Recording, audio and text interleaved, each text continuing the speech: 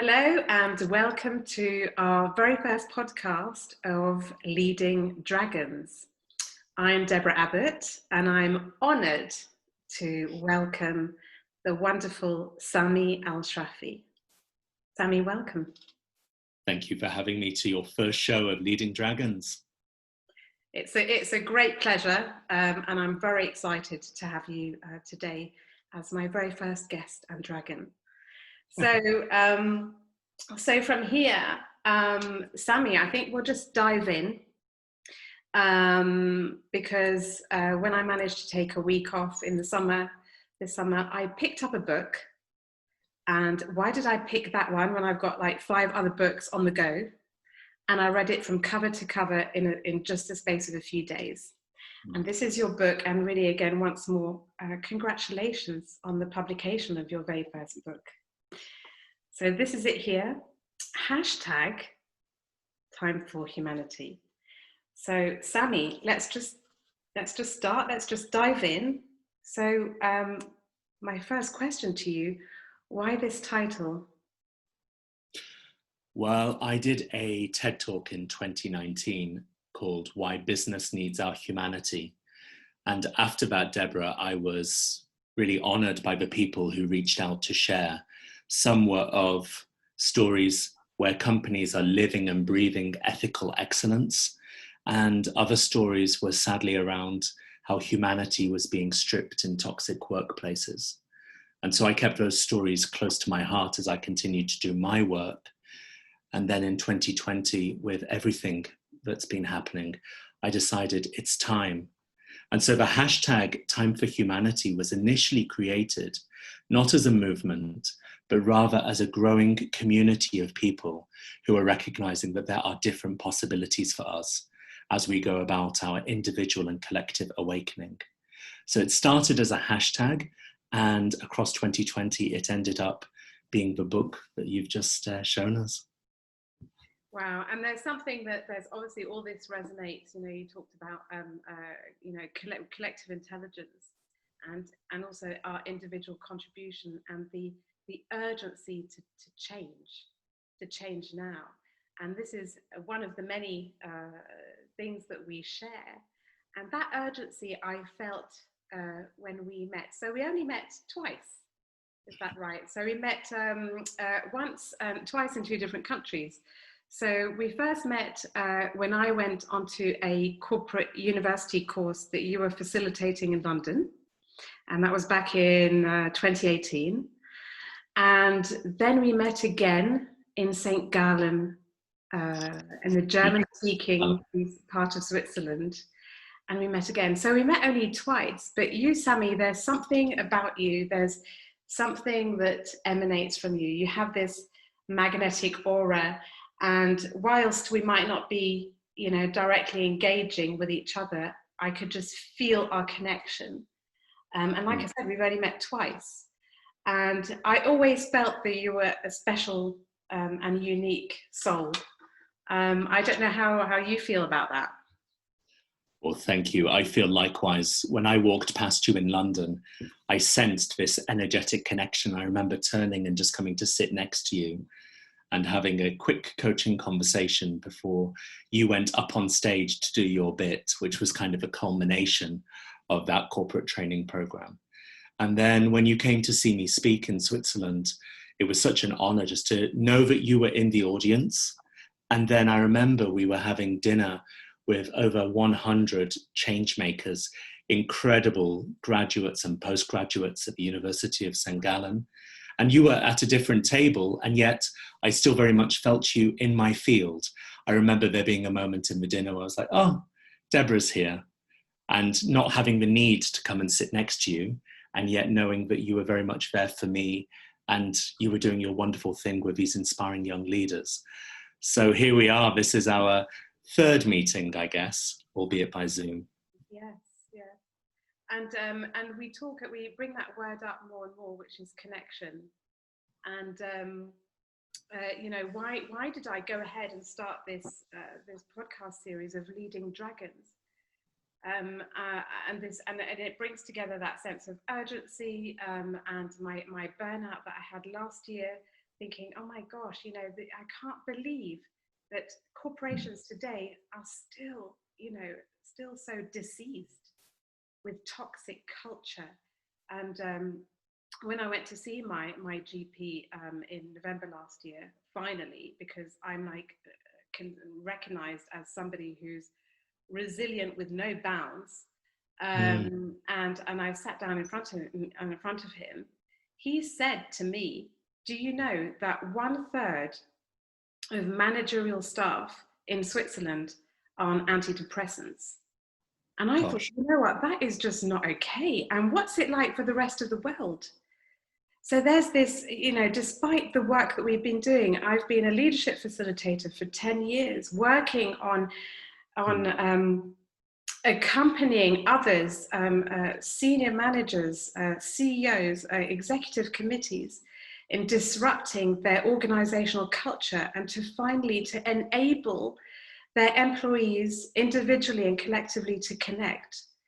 And I see this burnout for myself as a blessing in disguise, because I've realized just at what point I was so disconnected with myself. And I'm somebody who, I've been practicing yoga for nearly 20 years.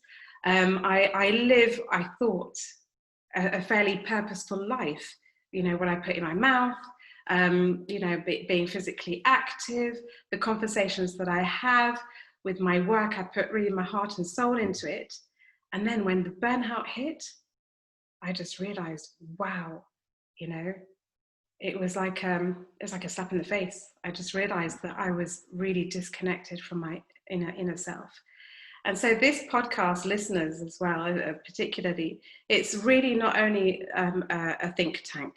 It's really to invite you to explore, as we go through our exchange with my first lovely dragon, Samie, to recognize any hidden teachings as this podcast unravels, and teachings that resonate with you, and to then leave and walk away with something that you have a promise to yourself to go, you know what, I'm going to start doing this, or I'm going to stop doing this.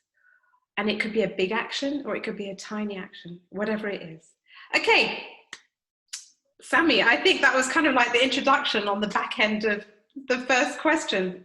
Amazing. Well, thank you for sharing your journey as well, and what's brought you to this session today. And I guess that life is perfectly ordained to bring us to this moment of now. And this is the moment where we have the opportunity to really step into that awakening and make the unconscious conscious. So a lot of that, it feels like it's being forced on us.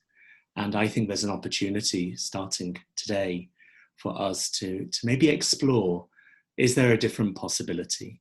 What does that understanding and relationship of ourself, connection with self, mean when we think about our connection with others and the organizations that we serve, or the communities that we work with?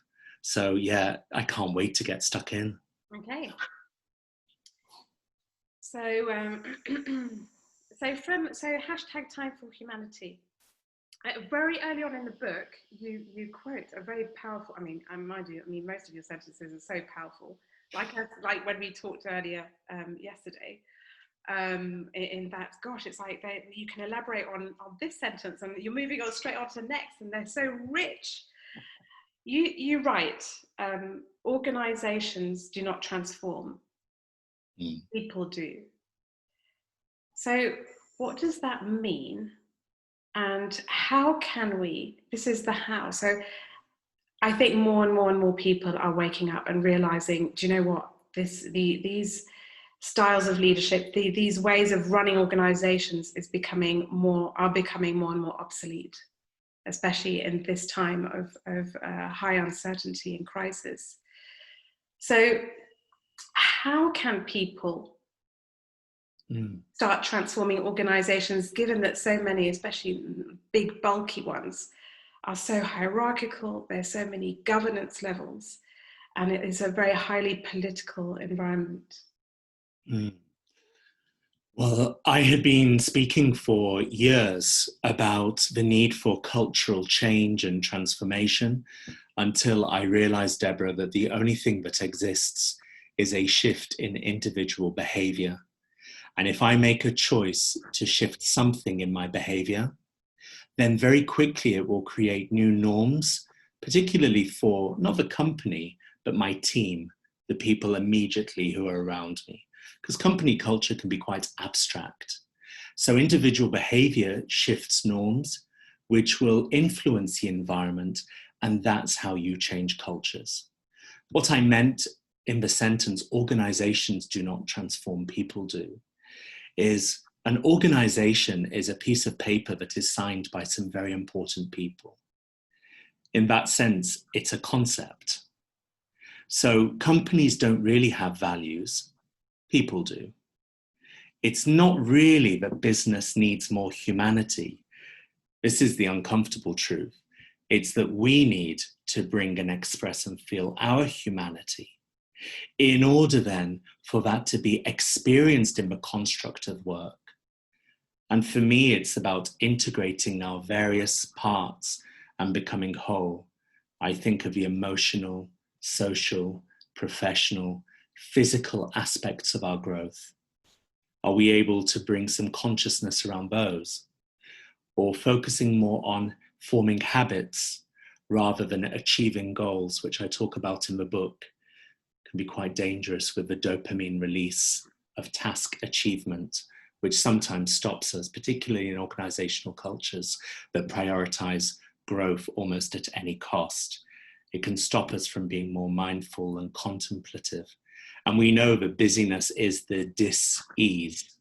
So can we become quieter, more observant, and more contemplative, less reactive? And then we start to find the gift buried in every problem that's awaiting us. And as our awareness expands, we start connecting with our higher self and seeing the hidden possibilities that we didn't see before. So that's why people transform when we make a choice to integrate our various parts and start maybe focusing on myself and my immediate team culture. Wow, there are lots of levels there, Samie. You know, organizational level, and then physical level, emotional level. You even talk about the higher self. Mm. And this brings me to thinking about our resourcefulness. And in my introductory video to this podcast series, I talk about, you know, especially with these pandemic times, where there's been a lot of crisis, upheaval, disruption, collapse of foundations and of systems, and our resources that are sort of falling away.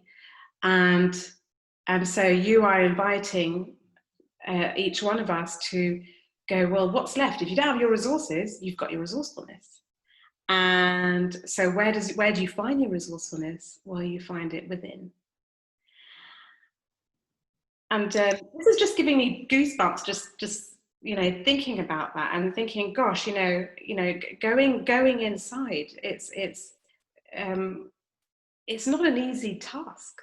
I mean, I'm calling it task. It's not an easy task. And it's a long journey. It's a long journey. It's a long journey, yeah.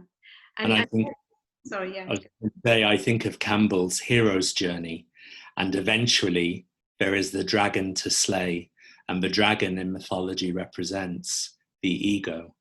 So what I notice is, with a shift of perception, what could have appeared as a devastating setback, and so many people have suffered, and I think the impact of the lockdowns and some of the choices that are to be made this year are going to be with us for a long time.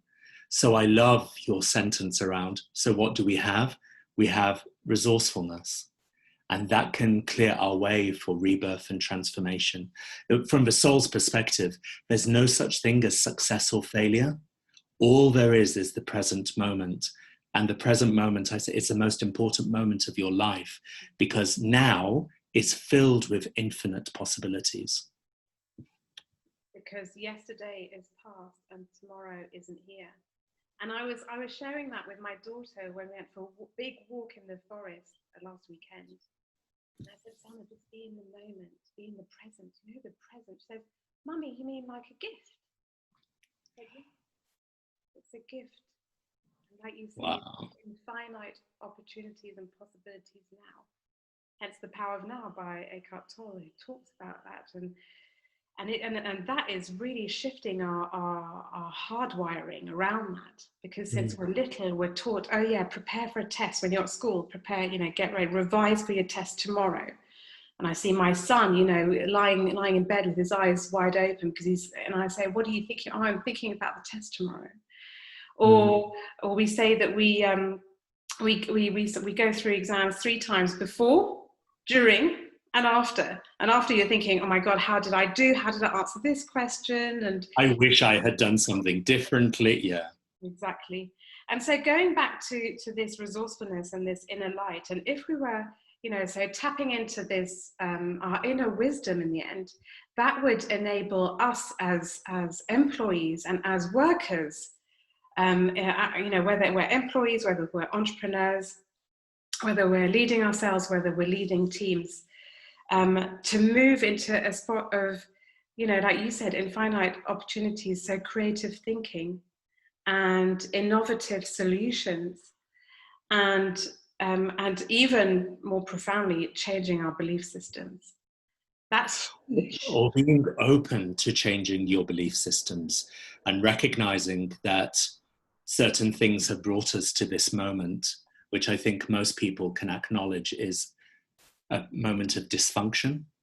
And so therefore just being open to the possibility of, is there, or perhaps could there be, a different way? And from that space, I think things automatically open up on your journey anyway. Just being open to it. Yeah, which leads me to my next question for you, Samie, within your book, which is,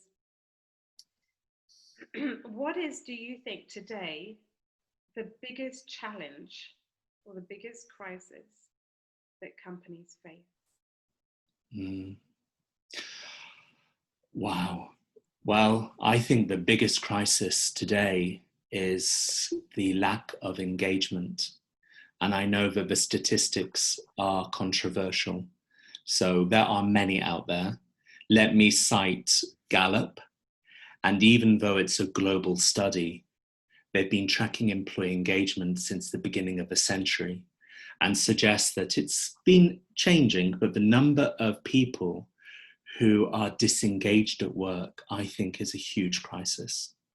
And we can say that that's manifesting as lack of productivity, challenges with true innovation or entrepreneurship. It could be an impact on the financials of the company. In certain sectors, it could result in safety incidents. Now, of course, it's a systemic matrix. It is not just employee experience equals bad outcomes. But I think there is a direct correlation there. And Gallup have stated that it could be as low as 13% of people who are actively engaged in the workplace. So let's say it's not 13, let's say it's 33 or 43%.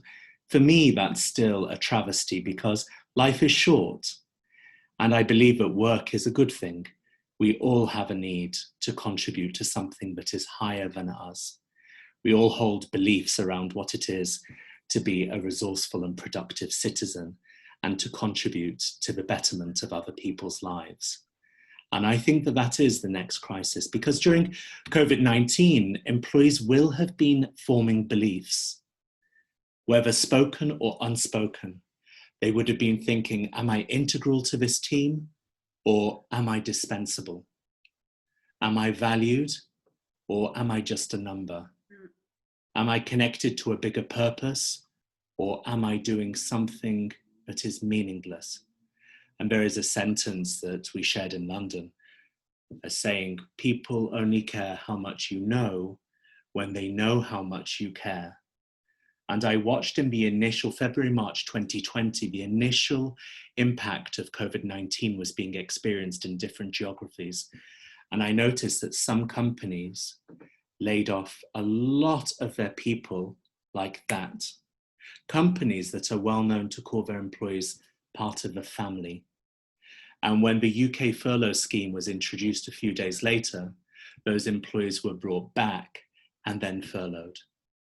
Now, we could have a conversation around the commerciality of that and the importance of business making profit and to make sure that it has enough liquidity in order to survive, to give employment. I get that. But I also get how quickly beliefs might have been formed when people were told that they were family and then the next day they were kicked out but brought back when it served them with a government scheme. I think that's a crisis. Yeah, definitely. Yeah, thank you, Samie. That's really it's big, isn't it? It's overwhelming, you know.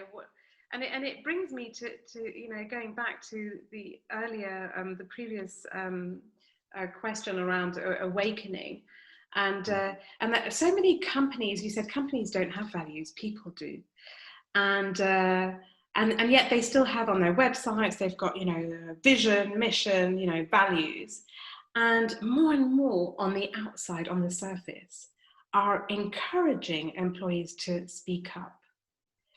So you're thinking, if we need to look out, if we're connecting, we need to reconnect with ourselves and connect with others. Sometimes it goes the other way. We first connect with others before we're able to rediscover ourselves.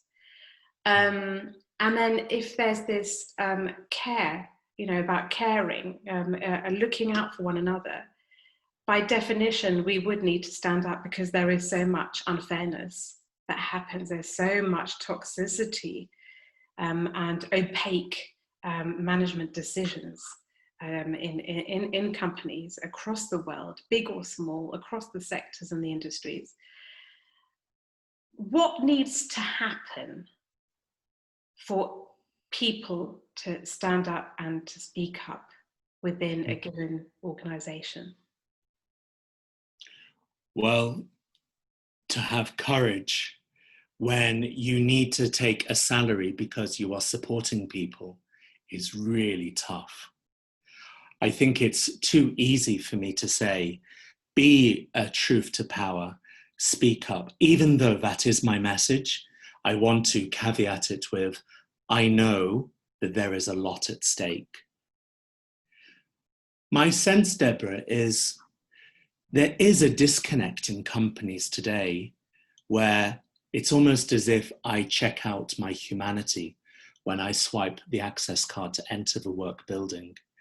And when I go home, I regain my human agency as soon as I leave the office building or I finish my last Zoom call for the day.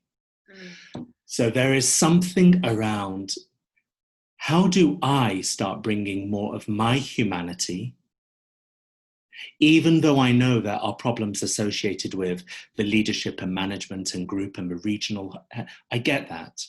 But if I go back into me, do I have a bias at work towards certain things? Let's say rapid action, not necessarily showing too many emotions. Maybe I've been told even to toughen up or not be so emotional, or the euphemism of don't be so passionate. Maybe when I tried to seek support or help somebody, I was told that's not in the blueprint or that's outside of policy. So I call this all dimming our humanity.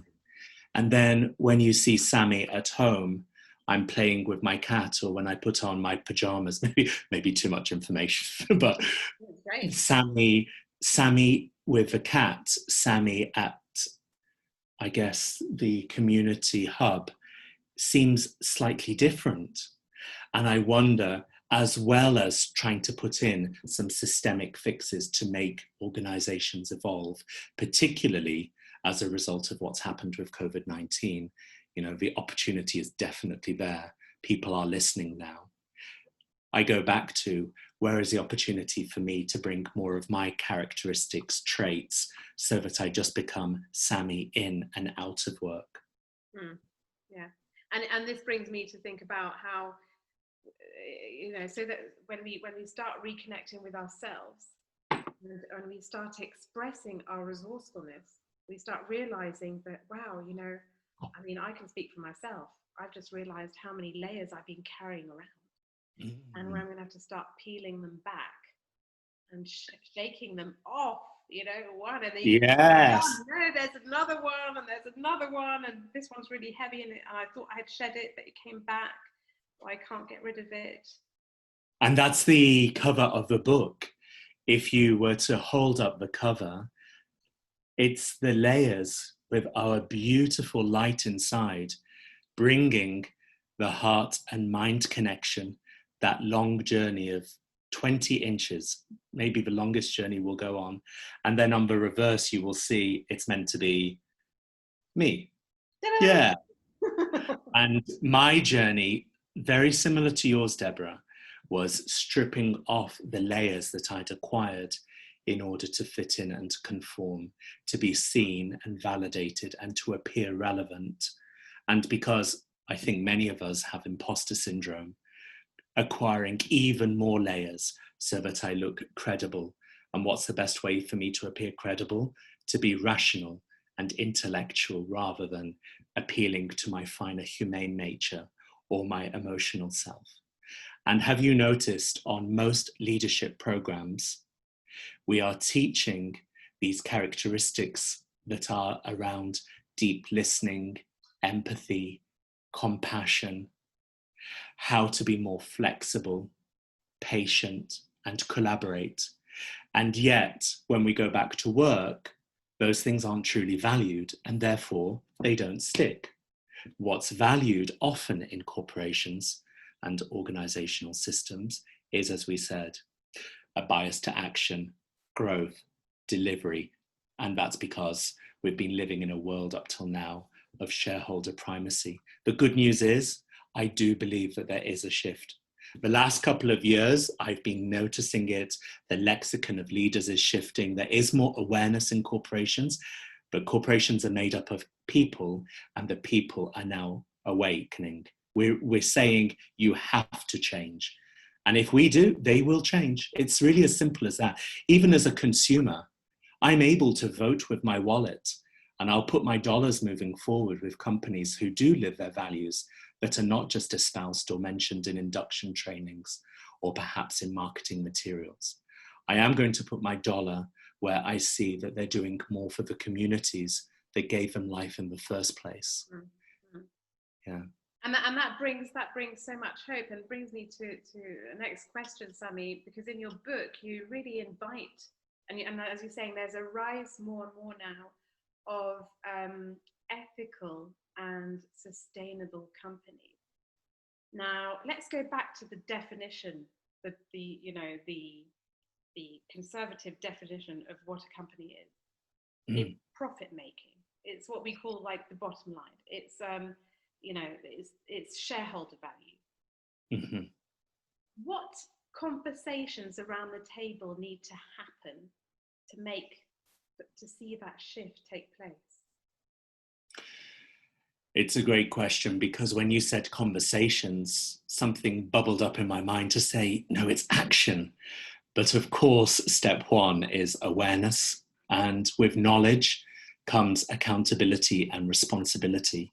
Who are going to hold the senior executives to account?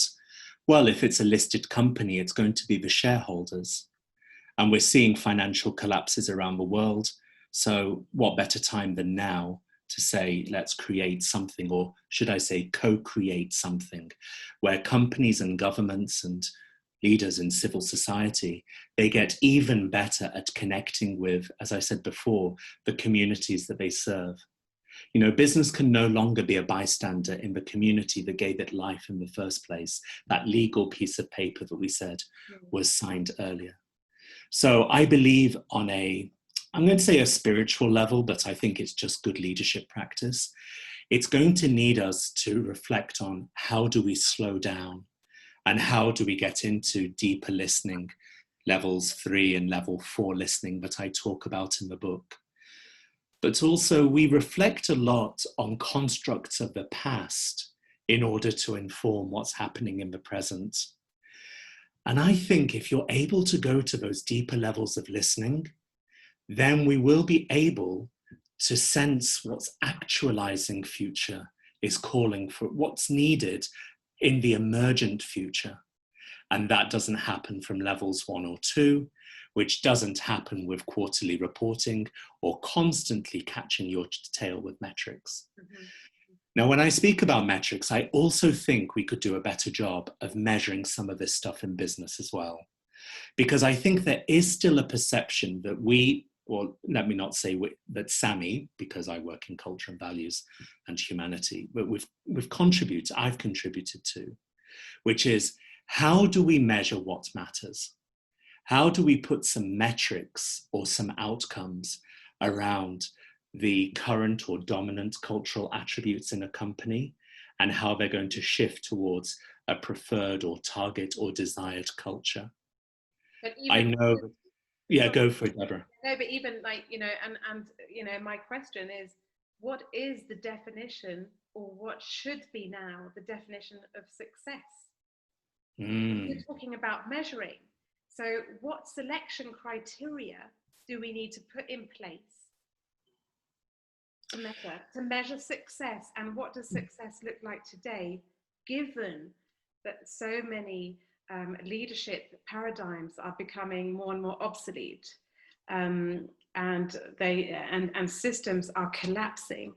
So it's even redefining success for a company, and a success for every individual working for that company. Absolutely. And it's hard because it's much easier for us to put metrics around the tangible stuff, financials and productivity. It's much more challenging to think about what are the ecological stuff that we want to include. How do we bring in anecdotal customer experience rather than just market surveys, so that we have qualitative and quantitative, or I call efficiency and effectiveness metrics?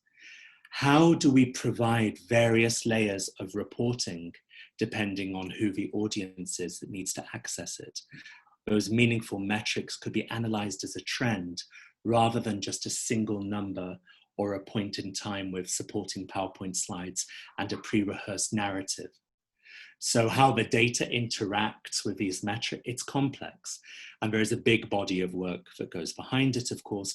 I think if we were able to speak maybe a little bit more of a commercial language around spirituality, stories, mythology, and organizational systems, beliefs, values, culture, I think it will prick the ears of the people who we really want to influence.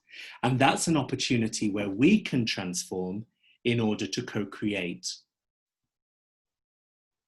Oh, I love that, Samie. That's just, and especially like you say, thinking about the strategy and the messaging of what needs to change, and how companies can start looking at that with their commercial hardwiring and make sense of it. Because this for me is good. Sorry, go for it. I interrupted. Because, like you say, you said something very image related, which is, to prick their ears. That's what we're trying to do. And which makes me, ask you, how ready do you believe people are today in these leadership positions to listen in and lean in and start waking up? I think they're ready. I believe that the definition of leader today is something that perhaps at the late 20s, mid 30s, maybe early 40s is achieved. And part of the message in the book is talking about leadership as a verb. Conscious leadership is one of the chapters. And I would love us to start thinking slightly different, that leading can be dragons, like today, but leading in your household, in your sibling relationship, in your school classroom or group in sports, your street, or maybe an aisle of desks in your team. We are all leaders.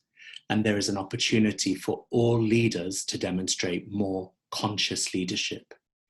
And I think that if we shift some of our language, which for me is around that becoming whole piece. So I integrate the different parts, the opposing vibrations that I can hold in harmony, so that I play every tune of the music. And I make the language more accessible. We talk today about a journey or an adventure.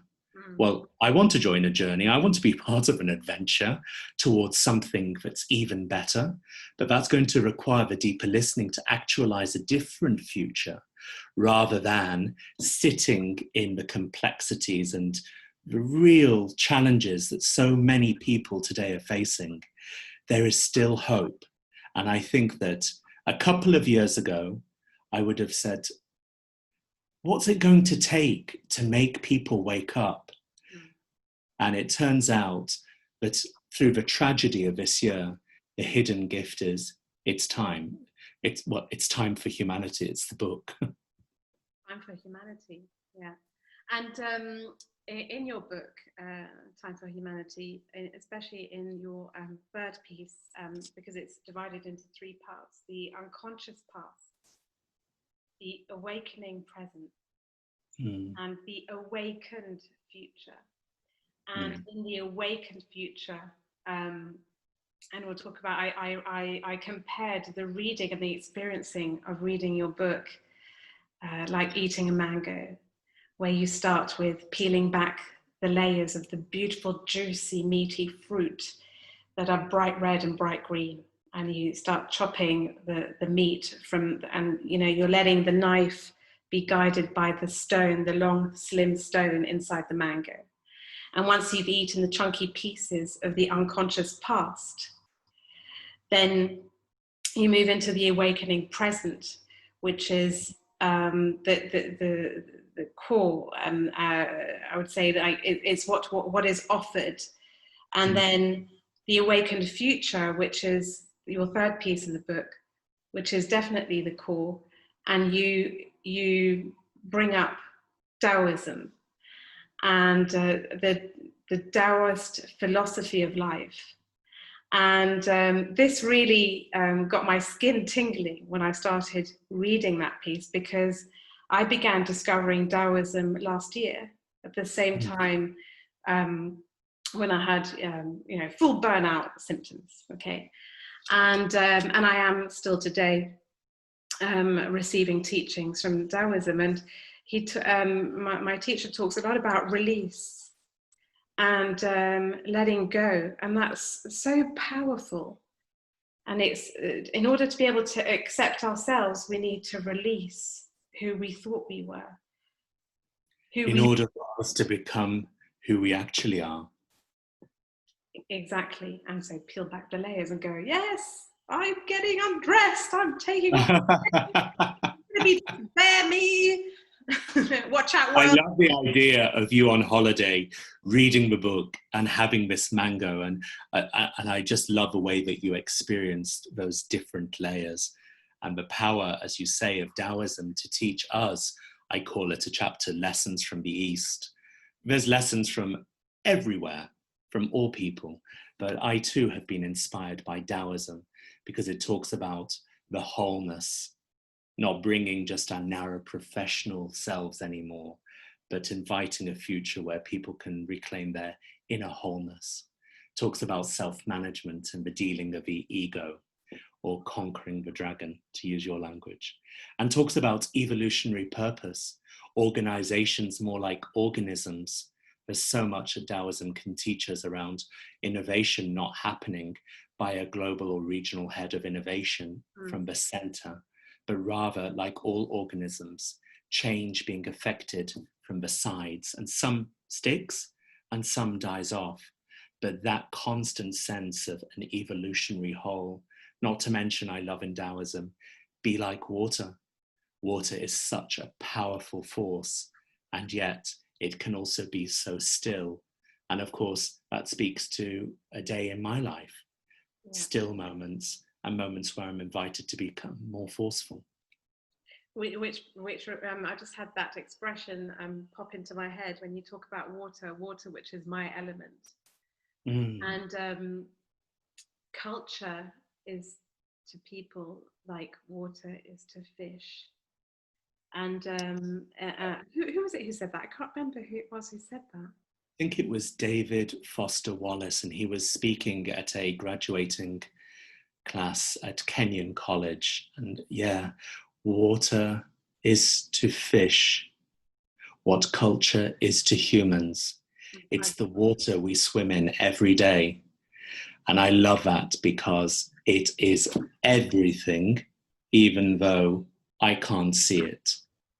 Yeah. But I live and breathe through it. It's a living organism on its own. It's a separate element altogether. And I'd like to take that expression one step further, because we have corporations love, sort of World Day for this, World Day for that. And in October, in fact, next month, there's the the Global Day for Mental Wellbeing. And yeah. I'm sure, Samie, just like myself, you've sat in, and you have like 2 or 3 experts in mental well-being who are there, and they're delivering a speech on what you can do. So you have all these employees in the audience, and they are being told, well, look, this is what you need to do. I'm sort of simplifying here, practice more mindfulness, and. Mm. And when the last time that I went and sat in one of those was about 3 years ago. Excuse me. I was like thinking, but the message, it's like telling a fish, you're swimming in toxic water, but if you hold your breath long enough, you'll survive. Because the mindfulness, the sleeping, how, lots of millions of different tools on how to bring yourself a better quality of sleep, how to eat better, and so on. 70% of our waking weeks are spent inside organizations. So the minute we open that door and we step into the office building and we close the door, we spend 70% of our waking hours in that building. And that building contains the culture. But we can't go around holding our breath and then, trying to find an air bubble to breathe out and to breathe, and this lack of oxygen, in sort of, in an allegoric way, that's what's keeping us from, that's what's creating that fear, that's what's preventing us from releasing, that's preventing us from, it's paralyzing us, it's stifling us. I think one of the challenges is there's no real vocabulary or common definitions around what these things mean. And that can be a great thing, because you and I, we can talk about our understanding of what leadership is. And at a certain point, I think it would be useful. I've called it conscious leadership, but you'll see in the chapter, there's a lot of stuff that you would have resonated with, but you might not have called it conscious leadership. You might have called it something else. But when you have leadership, authenticity, be more vulnerable, be more mindful, make sure that you bring your full authenticity. There's a lot of messages there. When we said today, most people are just trying to catch a tail to get through the next Zoom call, the next email, the next deck that needs to be produced. And therefore, some of this stuff might feel or sound unhelpful, because there is this perception of, well, I just need to survive. What I experienced, if I can get my words out, what I experienced when I went into the brain chambers to do my brainwave training was so incredibly powerful, because it made me realize what the beta brainwave that we spend most of our day in, what that actually feels like, because I was getting tonal feedback.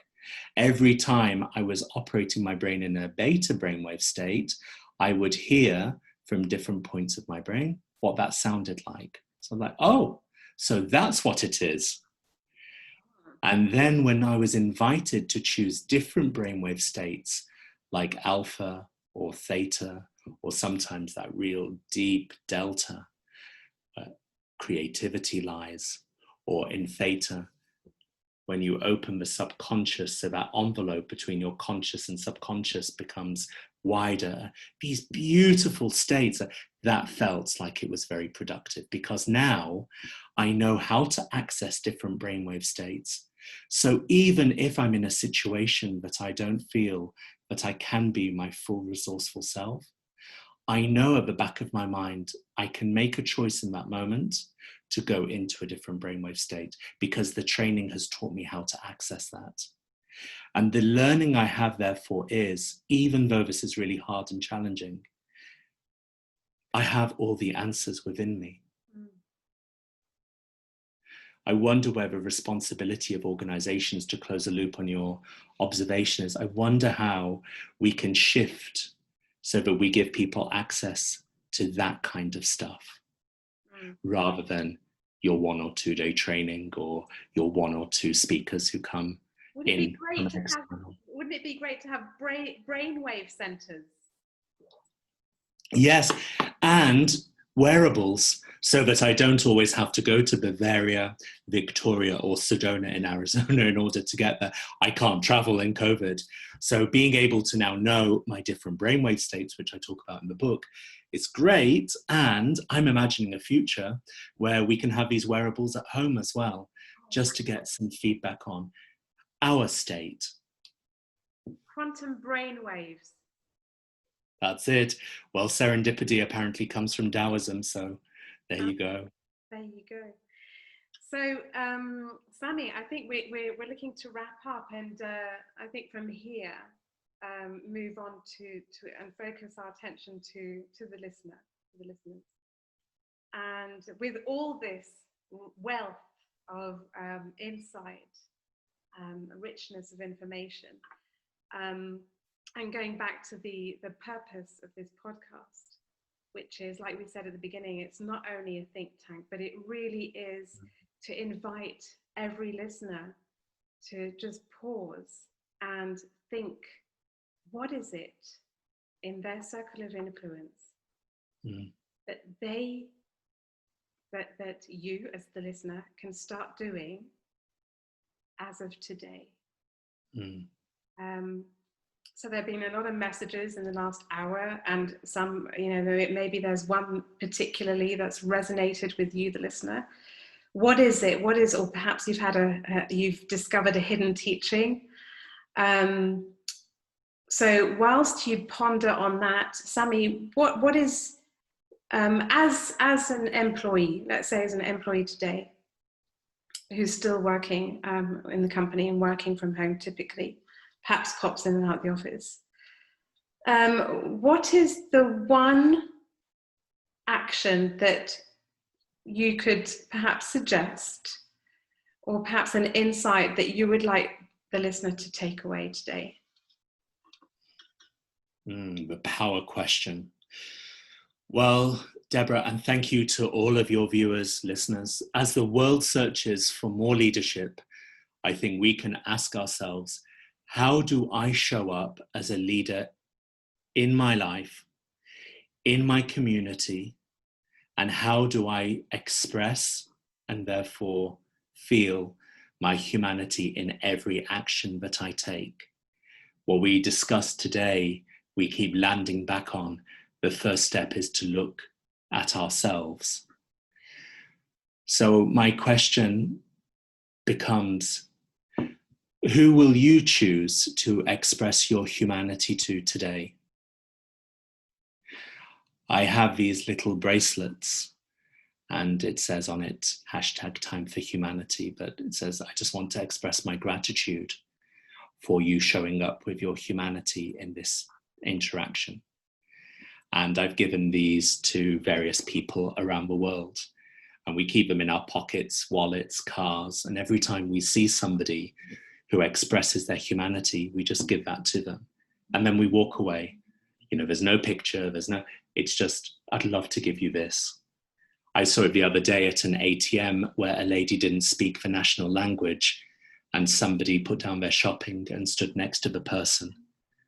Well, although socially distanced, of course, with a mask, but stood next to them and helped them to navigate the ATM. And I thought, what a beautiful expression of humanity. And then because I'm speaking to you from Dubai, there's a place called the Dubai Marina, which is very fancy, the nicest and tallest buildings, and everybody looks beautiful. I feel very inadequate there. And I noticed that there was somebody who was lying on the floor, lifting up some construction material in order to feed the stray cats. And I just thought, oh my, how beautiful to see somebody's humanity. And then at work, I noticed the person who doesn't rush to the next meeting, but instead they hold open the elevator door, or they choose to put their telephone away between meetings. And I think how lovely that I get to see your humanity. So my message is, humanity is not a big thing, and yet I think it is a thing that will save us. Humanity is not something to be learnt. I say in the book, when Michelangelo was asked how he created the finest sculpture on earth, he replied, I didn't create him. All I did was work with marble that nobody else wanted to work with. And I chipped away at all the unwanted marble because David was always inside there. He just needed to be revealed. My invitation is, reveal your beautiful humanity to the world, because we need it, we're waiting for it. And yeah, it's time for humanity. And